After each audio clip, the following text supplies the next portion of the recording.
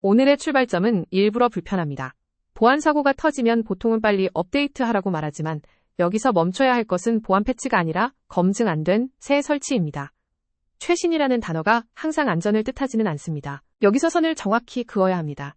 글쓴이는 운영체제의 보안 패치까지 멈추자는 이야기를 하지 않습니다. 위험하다고 보는 지점은 NPM 같은 생태계에서 새 패키지, 새 버전, 새 도구를 별 검증 없이 끌어오는 행동입니다. 보안팀 입장에서는 빠른 대응이 중요합니다. 하지만 공급망 공격에서는 빠른 자동화가 공격자의 배포 속도와 맞물릴 수 있습니다. CI가 매번 새 의존성을 가져오면 대응 절차가 아니라 자동 유입 경로가 됩니다. 공급망 공격은 폭발 순간만 보면 안 됩니다. 준비 잠복 취약점, 공개 자동 확산이 하나의 흐름으로 이어집니다. 그래서 중요한 질문은 오늘 무엇을 설치했나를 넘어 언제부터 어떤 권한으로 실행됐나로 바뀝니다. NPM 생태계의 장점은 압도적인 재사용성입니다. 동시에 300만 개가 넘는 공개 패키지는 공격자에게 거대한 후보 목록이기도 합니다. 개발자가 설치하는 것은 코드 몇 줄이 아니라 유지관리자 계정 배포, 권한 릴리스 파이프라인까지 포함한 신뢰 묶음입니다. 한 댓글은 이 상황을 오래 예고된 사고에 가깝게 봅니다. 너무 편해서 아무도 멈추고 싶어하지 않았고 제한을 말하는 사람은 생산성을 막는 사람처럼 보였습니다. 하지만 공급망에서는 편의성이 누적될수록 사고 반경도 같이 커집니다. 패키지는 단순한 라이브러리가 아닙니다. 설치 과정에서 실행되는 스크립트는 빌드 서버의 환경 변수와 파일 시스템에 접근할 수 있습니다. 여기에 권한 상승 취약점이 결합되면 패키지 하나가 서버 권한 문제로 확대될 수 있습니다. 이 다커 파일은 익숙하지만 운영 관점에서는 불안정합니다. 노드 레이티스트는 베이스 이미지가 언제 바뀔지 모른다는 뜻이고 npm 인스톨은 락 파일이 있어도 설정에 따라 예상보다 넓은 변화를 만들 수 있습니다. 매 빌드가 새 외부 코드를 초대하는 구조인지 확인해야 합니다. 공격자가 노리는 곳은 프로덕션 서버만이 아닙니다. CI는 배포 키 컨테이너 레지스트리 권한 클라우드 자격 증명을 들고 있는 경우가 많습니다. 그래서 공급망 공격에서 빌드 환경은 테스트 공간이 아니라 핵심 침투 지점입니다. 현업 댓글 중 가장 실용적인 조언은 레이리스트 사용 점검입니다. 베이스 컨테이너에 외부 의존성을 미리 넣고 업데이트 시점을 명시적으로 정하면 무작위 유입을 줄일 수 있습니다. 조금 뒤처질 수는 있지만 갑작스러운 공급망 사고에 즉시 노출되는 면적은 줄어듭니다. 이 그래프는 실제 사고율 통계가 아니라 상대 위험도를 설명하기 위한 모델입니다. 자동 유입이 많을수록 검토 전 코드가 실행될 가능성이 높아집니다. 고정 버전과 승인제는 위험을 없애지는 못하지만 공격자가 들어올 수 있는 시간과 경로를 줄입니다. 새 소프트웨어 도입은 기능 추가가 아니라 운영 책임 추가입니다. 팀은 편리함만 보지 말고 실행 권한 유지 관리자, 신뢰 제거 비용을 같이 봐야 합니다. 특히 작은 유틸 패키지일수록 검토가 생략되기 쉬워 더 조심해야 합니다. 한 댓글은 이 원칙을 기술 밖의 소비 선택까지 확장합니다. 새 차세 기기세 기술 스택 모두 필요인가요? 꾸인가로 나눠볼 수 있다는 겁니다. 엔지니어링에서는 이 질문이 도입회의의 출발점이 됩니다. 댓글 중 하나는 며칠 지난 버전만 설치하는 방식을 제안합니다.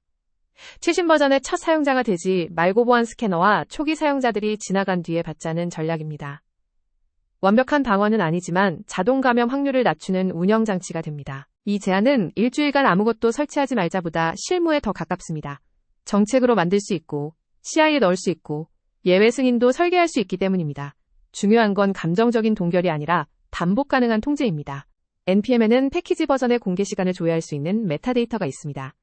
실제 구현은 사용하는 패키지 매니저와 사내 정책에 맞춰야 하지만 아이디어는 단순합니다. 너무 새 버전이면 자동으로 막고 필요한 경우에만 승인 기록을 남깁니다. 처음부터 전사 정책으로 밀어붙이면 반발이 큽니다. 작은 서비스 하나에서 72시간 지연 정책을 켜고 실제 마찰을 봐야 합니다. 숫자가 쌓이면 보안 논쟁이 감정이 아니라 운영 데이터로 바뀝니다. 중반부에서 반드시 들어야 할 반론이 있습니다. 모두가 일주일 기다린다는 사실을 알면 공격자는 2주 동안 잠복하면 됩니다. 시간 지연은 필터 하나일 뿐이고 타이포 스쿼팅이나 계정 탈출 같은 공격군은 여전히 남습니다. 이 반론은 날카롭습니다. 사이버 범죄자는 오늘 반드시 성공해야 하는 게 아니라 언젠가 성공하면 됩니다. 그래서 설치 동결만으로 안심하는 순간 우리는 다른 취약계층을 놓치게 됩니다. 좋은 보안 정책은 한 가지 행동에 기대지 않습니다. 시간 지연은 유용하지만 권한 축소와 무결성 확인 변경 추적이 같이 있어야 합니다. 공격자는 가장 약한 관문 하나만 통과하면 됩니다. 또 다른 댓글은 새 소프트웨어만 문제라는 해석 자체를 비판합니다. 오래된 소프트웨어는 공격자가 분석할 시간이 더 많았기 때문에 더 위험할 수도 있습니다. 그래서 메시지는 업데이트 금지가 아니라 검증되지 않은 변화 금지로 읽어야 합니다. 이 비판은 글의 과격한 표현을 바로잡는 역할을 합니다. 특정 취약점이 오래전부터 존재했다면 최근 설치 여부만으로 위험을 판단할 수 없습니다. 실무자는 문구보다 시스템의 변화 경로와 패치 상태를 봐야 합니다. FreeBSD 관련 댓글은 보안 패치와 일반 소프트웨어 설치를 분리해서 봐야 한다고 강조합니다. 보안 수정은 조율된 채널과 바이너리 업데이트로 빠르게 배포될 수 있습니다. 반면 임의의 새 패키지는 같은 수준의 조율을 기대하기 어렵습니다.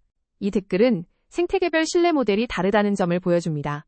어떤 시스템은 보안팀 중심으로 패치를 관리하고 어떤 생태계는 개별 패키지 유지 관리자의 판단에 더 의존합니다. 우리가 고르는 도구는 기능뿐 아니라 배포 거버넌스까지 포함합니다. 이 역시 통제 수준을 설명하기 위한 상대 지표입니다. 같은 설치라도 운영체제 보안 패치 내부 베이스 이미지 공개 패키지 최신판은 신뢰 구조가 다릅니다. 실무 판단은 소스의 종류와 배포 절차를 나눠서 해야 합니다. 팀에서 바로 할 수 있는 일은 유입 경로를 그리는 것입니다. 새 코드가 어디서 들어오고 어떤 권한으로 실행되고 어떤 파일에 기록되는지 확인합니다. 이 4단계를 보면 공급망 리스크가 추상적인 공포에서 수정 가능한 작업 목록으로 바뀝니다. 개선된 예시는 베이스 이미지를 버전과 다이제스트로 고정합니다. npm CI는 락 파일 기준 설치를 강제하고 ignore scripts는 설치 단계 실행 코드를 줄입니다. 물론 네이티브 모듈처럼 스크립트가 필요한 경우가 있어 예외 목록을 따로 관리해야 합니다. 보안 옵션을 켜면 끝나는 문제가 아닙니다. 빌드가 깨질 수 있고 긴급 패치가 지연될 수 있고 개발자가 우회 경로를 만들 수도 있습니다. 좋은 정책은 차단 규칙뿐 아니라 예외 승인 만료일 감사 로그를 같이 둡니다. 전사 논쟁 대신 14일 파일럿을 권합니다. 한두 개 서비스에서 의존성 지연 정책과 레이리스트 차단을 켜고 마찰을 기록합니다. 이 기간이면 개발 속도에 미치는 영향과 실제로 차단된 위험 신호를 어느 정도 볼 수 있습니다. 설치 동결이 실패하는 전형적인 방식은 단순합니다. 일주일 기다리자고만 말하고 운영 규칙을 만들지 않는 것입니다. 그러면 사람들은 급한 일에서 우회하고 동결이 끝난 날 더 큰 변경 묶음을 한 번에 들여옵니다. 현실적인 답은 영구 동결이 아닙니다. 변화가 들어오는 문 앞에 게이트를 세우는 방식입니다.